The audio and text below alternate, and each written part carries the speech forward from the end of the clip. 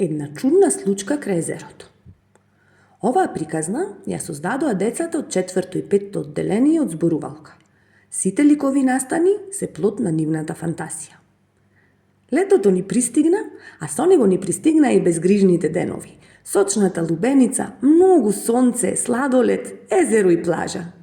Во Македонија има многу убави места за посетување во лето, а ние денес ви го препорачуваме нашиот бисер, Охридското езеро, поточно плажата покрај манастирот Свети Наум. Токму таму, на самиот брег од езерото, се случи нешто многу чудно. Меѓу целата гужва збунето гледаше и стоеше едно сино мало магнетче што се викаше Палавко. Се вика Палавко затоа што е палав и збунет. Секогаш многу збунет, па знаеше да се залепи за што ќе стигне. Палавко е многу љубопитно магнетче и секогаш бара нови пријатели. Но ви кажав дека понекогаш толку многу се возбудува што не размислуваше каде се лепи, така? Епа, додека шеташе низ плажата, здогледа еден телефон како се пече на сонцето. Колку е интересен, извика магнетчето. Пред некој да успее да го предупреди, тоа скокна и силно се залепи за телефонот. Во истиот миг телефонот почна чудно да се однесува. Засвиреа разни мелодии, се слушаа известувања, аларми и гласни звуци од сите страни. Плажата се исполни со непријатна врева. Луѓето се вознемирија. Престани, викаа некој. Што направи? Се лутеа други. Кутрото магнетче се исплаши. Тоа беше само љубопитно и сакаше да најде пријател, а наместо тоа направи голем хаос. Колку повеќе се вознемируваше, толку посилно се држеше за телефонот. Тогаш од брегот се приближи една стара школка. Таа не викаше, не се лутеше, не обвинуваше. Само мирно му рече: понекогаш, кога сме збунети, не ни треба некој да не кара.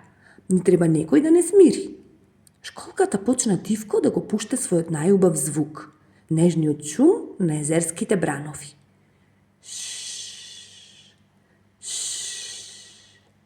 Магнетчето внимателно слушаше.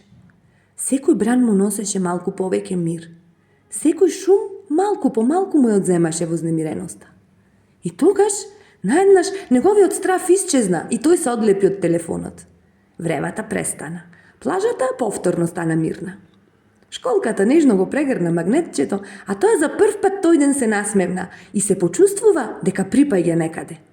Во тој момент покрај нив помина едно дете. Колку убава школка! Совршена за во мојата колекција со школки. А и ова магнетче е многу интересно. Види колку убаво се смее. Ке го земам за да го краси фрижидерот. Радосно рече детето, ги зеде внимателно во рацете и ги стави во кофичката.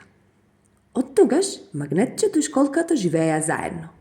Магнетчето запозна уште многу други магнетчиња и брзо се спријатели со нив. Школката беше веднаш до него над фрижидерот со останатите сестри школки. Магнетчето го препознаваше низиниот звук и никогаш повеќе не почувствува потреба да се лепи за што ќе стигне, затоа што беше залепено до своето семејство. А ти, драго дете, запомни, кога некој е во неволја, не му треба бура, му треба мирен бран. И знај дека секој има место каде што припаѓа, а кога ќе го пронајде, срцето знае дека е дома.